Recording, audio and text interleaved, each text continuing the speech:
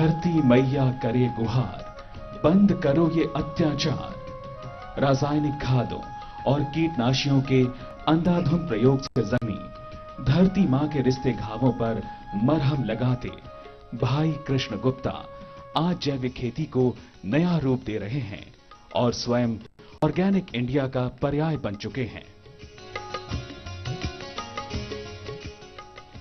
लखनऊ की जिस धरती से देश की स्वतंत्रता का शंखनाद हुआ, वहां से भाई कृष्ण गुप्ता ने जैविक खेती की अलख जगाई है। राजस्थान के भरतपुर में जन्मे इस युवा का कर्म क्षेत्र न केवल राजस्थान है, बल्कि बुंदेलखंड और आजमगढ़ भी है।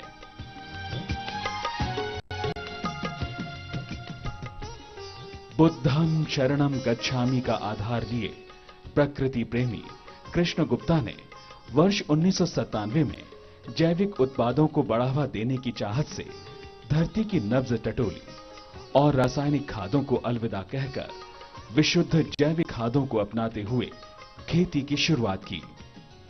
खेती के पारंपरिक और देशज तरीके अपनाते हुए मानव स्वास्थ्य को संबल देने की ठानी। यहीं से शुरुआत की औषधीय पौधों की, तो वहीं बागवानी में भी जैविक खादों का प्रयोग कर उसे नया रूप दिया। डाली पर इतराते फल अपना आकर्षण जैविक खेती के दम पर ही तो दिखलाते हैं। इस बात को भाई कृष्ण गुप्ता ने समझा और हर फल को प्रभावी तथा गुणवत्तापूर्ण बनाया।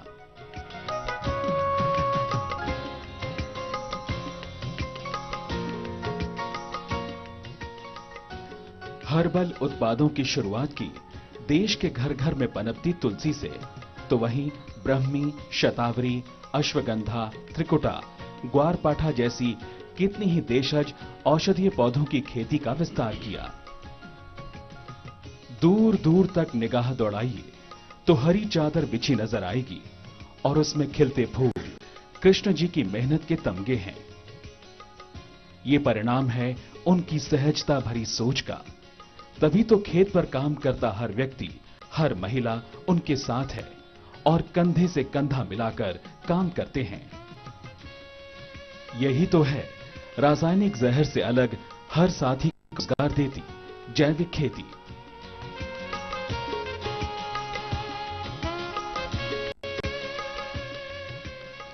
खेती में उपजे जैविक उत्पादन को कृष्ण गुप्ता ने ऑर्गेनिक इंडिया का जामा पहनाया और जैविक उत्पादों की लंबी श्रृंखला तैयार कर डाली, जो देश की जरूरत पूरी करती हुई विदेशी धरती पर भी जा पहुंची।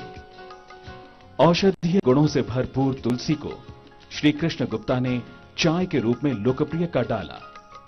स्वाद के साथ विभिन्न खुशबुओं को जोड़ते हुए मानव स्वास्थ्य को सुधारा और तुलसी के साथ साथ अदरक, दालचीनी, नींबू, ओटुकोला और गुलाब जैसी कितनी ही गुणकारी वनस्पतियों का मेल कराकर तुलसी को महत्वपूर्ण बनाया है।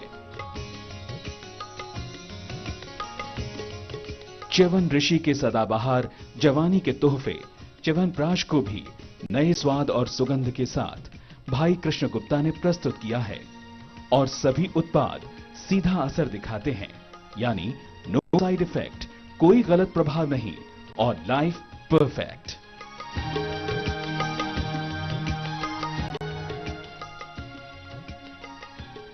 कृष्ण गुप्ता का देशज पशुधन से खासा लगाव है।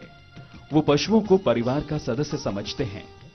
उनका मानना है कि तनाव रहित पशु से प्राप्त दूध, घी आदि सामान्य पशुओं की अपेक्षा बेहतर होते हैं।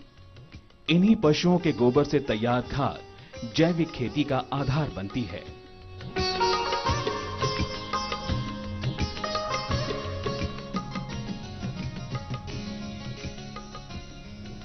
कृष्ण गुप्ता बहुआयामी हैं।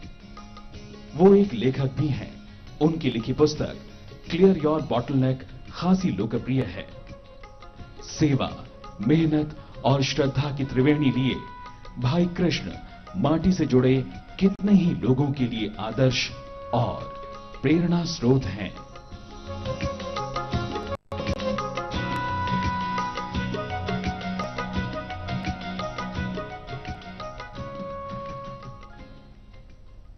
तो देखा आपने कि किस तरीके से एक व्यक्ति ने जैविक खेती की शुरुआत करके शिखर तक पहुंच गए। गुप्ता साहब, आप बड़ी खुशकिस्मती है हमारे कि आप यहाँ पर हैं। हम ये जानना चाहेंगे, इतना कुछ किया आपने, अब जो आगे की यात्रा है, मैं चर्चा उस पर करूंगा क्योंकि काफी कुछ हमको नजर आ गया।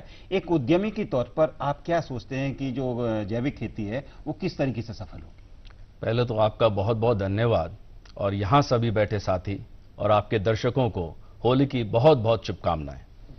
मैं शुरुआत करूंगा कहने से कि मैं कुछ नहीं किया, मेरे साथी, मेरे परिवार के सदस्य, जो कि चाहे वो किसान भाई हों या मेरी टीम के सदस्य हों या हमारी टॉप मैनेजमेंट हो, उनका सबसे बड़ा योगदान रहा है इस पूरे सफर में। जी, सबसे बड़ी बात मैं बताना चाहूंगा कि मेरी जो संस्था है ऑर्गेनिक इंडिया, उसका उद्देश्य है खाद्य पदार्थ की जो कड़ी है उसके अंदर हर इंसान को हर स्टेप पे फायदा रहे, मतलब विन विन सिचुएशन रहे।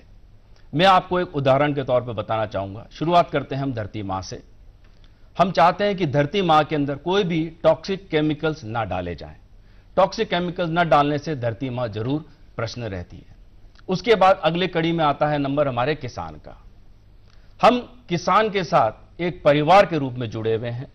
हम उसको प्रीमियम प्राइसेस देते हैं, मंडी के जो स्टैंडर्ड प्राइसेस है उससे कहीं ज्यादा हम प्रीमियम प्राइसेस देते हैं। जी जी। और एक रिश्ता किसान से केवल खरीदार और परचेजर का नहीं है, ये एक रिश्ता एक पूरे परिवार का है। उसकी परिवार की समस्या, उसकी मेडिकल की समस्या, ये पूरी एक जो जुड़ाव हमने किसान से किया है पिछले कुछ वर्षों में, वो एक बहुत ही महत्वपूर्ण कड़ी मेरे ख्याल से कंपनी के लिए है। उसके बाद आता है सबसे बड़ा कि हम जो भी पैकेजिंग इस्तेमाल करते हैं वो सारी पैकेजिंग हमारी रिसाइक्लेबल होती है, जिससे हम अपने पूरे पर्यावरण का भी ध्यान रखते हैं।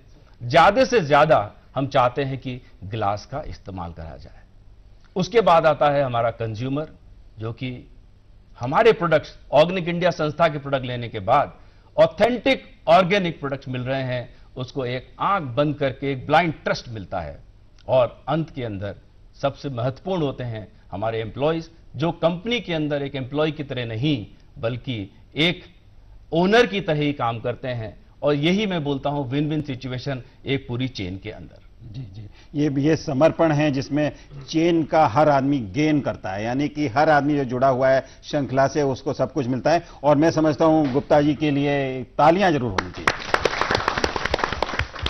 तो निश्चित तौर पर ये तालियों के दौर से थोड़ा बाहर निकलते हैं और अब सीधे चलते हैं अपने किसान के पास। आप कुछ पूछना चाह रहे हैं, बोलें भाई।